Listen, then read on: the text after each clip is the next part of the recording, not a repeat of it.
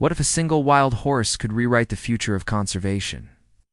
In the scorching deserts of Nevada, an extraordinary encounter was about to unfold, challenging everything we thought we knew about wildlife preservation. When wildlife ranger Rachel Carter answered a call about a distressed Mustang in Nevada's Red Mesa Canyon, she expected another routine rescue. What she found instead on that scorching July morning in 2024 would alter the course of wild horse conservation forever. Rachel had spent over a decade patrolling the arid wilderness of Red Mesa National Conservation Area. She knew every canyon, every seasonal stream, and every herd that roamed the sun-scorched desert. That morning, she was repairing signage near a trailhead when her radio crackled. "Ranger Carter, copy?" It was Dispatcher Maria Gonzalez, her voice unusually tense. "Go ahead," Rachel answered. "Report of a Mustang in severe distress." Location, mile marker 15, Scenic Drive. "Hiker says it's struggling, possibly injured or sick." "You're the closest unit. Veterinary support ETA is 40 minutes. Rachel didn't hesitate. She threw her gear into the truck and sped down the gravel road, her heart tightening. Mustangs in trouble rarely ended well, most often vehicle collisions, dehydration, or mountain lion attacks. But she also knew that sometimes a single life could tip the balance for an entire herd. The July sun burned overhead.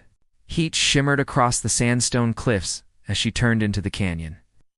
Red Mesa was notorious for its isolation, a labyrinth of box canyons and sheer walls that had swallowed more than one careless hiker. At first, the canyon looked deserted. Rachel slowed, scanning for signs: broken branches, hoof prints, disturbed sand. Then she heard a guttural, labored cry, not the sound of injury but of labor. She rounded a boulder and froze. There, in the shade of a cottonwood, stood the most stunning wild horse Rachel had ever seen. The mare's coat shimmered silver under the desert light, dapples dancing like liquid moonlight across her flanks.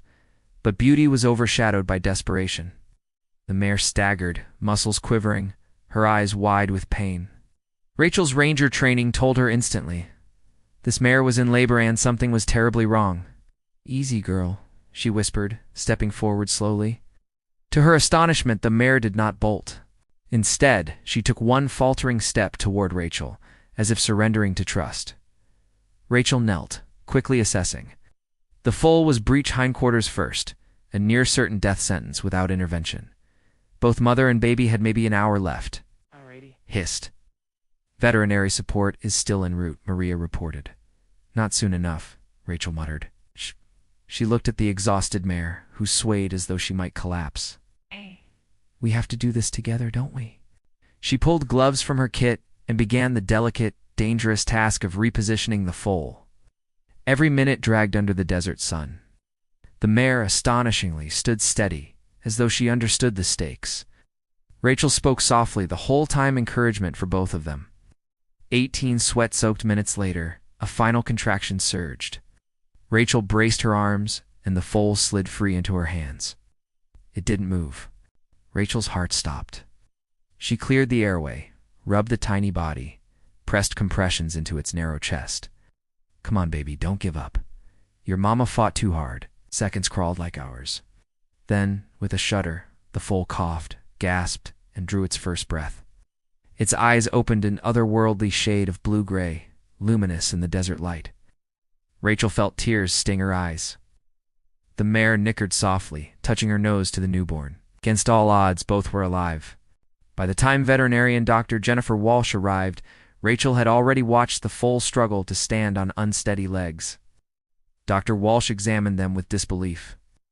"Rachel, in 20 years, I've never seen anything like this. The coat pattern, it's practically unheard of in Nevada. And those eyes." Rachel had already chosen names. The mare would be Luna, for her moonlit coat, and the foal Orion, for the constellation blazing in the summer sky. 3 days later, DNA results from UC Davis shocked the scientific community. Luna and Orion carried direct genetic markers from the original Spanish horses brought to the continent more than 4 centuries ago. They weren't just rare, they were living relics of a lineage thought long lost. Equine geneticist Dr. Marcus Rodriguez flew in to confirm the findings. His excitement was palpable. "These markers should not exist in modern herds," he explained to reporters. "Most wild Mustangs are heavily mixed."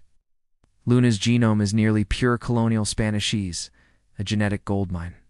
Not only that, but Luna carried natural resistance to several diseases plaguing wild populations. Orion's unusual eye color was linked to enhanced night vision, a rare adaptation. Even more astonishing was Luna's journey. Satellite tracking showed she had traveled more than 200 miles while pregnant, leaving her herd and navigating rugged canyons to arrive exactly where Rachel could find her.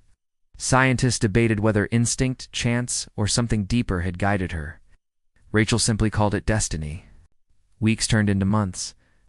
Luna and Orion thrived in a temporary enclosure while under observation. But rather than resist, Luna seemed to seek Rachel's presence. She allowed handling of Orion, even nudging him toward Rachel as if introducing him. Then something remarkable happened. And released back into the wild, Luna didn't vanish. Instead, she began appearing at dawn near Rachel's patrol routes as though inviting her to follow. When Rachel did, Luna led her to secluded valleys where small groups of Mustangs grazed, each later confirmed to share Luna's rare DNA. Within 2 months, Luna had revealed more than 40 genetically significant Mustangs, the largest surviving population of Spanish colonial horses in North America. Luna was doing her own conservation work, Rachel later said. The discovery sparked fierce debate.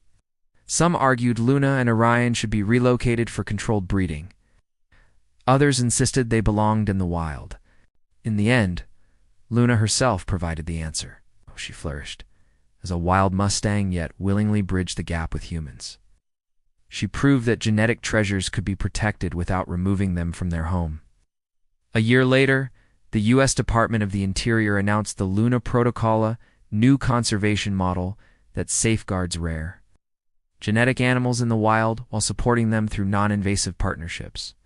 By then, Orion had grown into a bold yearling, already displaying the intelligence and leadership of his mother.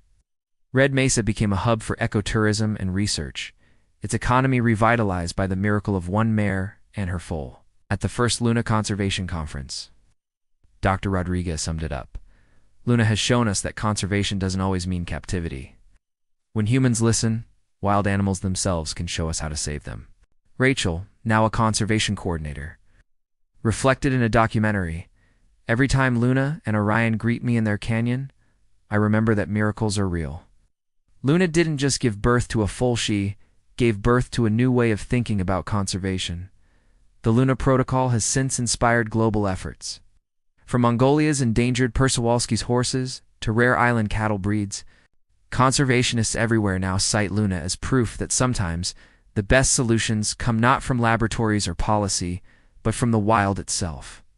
And in the red sandstone canyons of Nevada, where the desert sun paints the cliffs each evening, Ranger Rachel Carter still visits the mare who changed everything. Proof that the greatest revolutions can begin with a single act of compassion.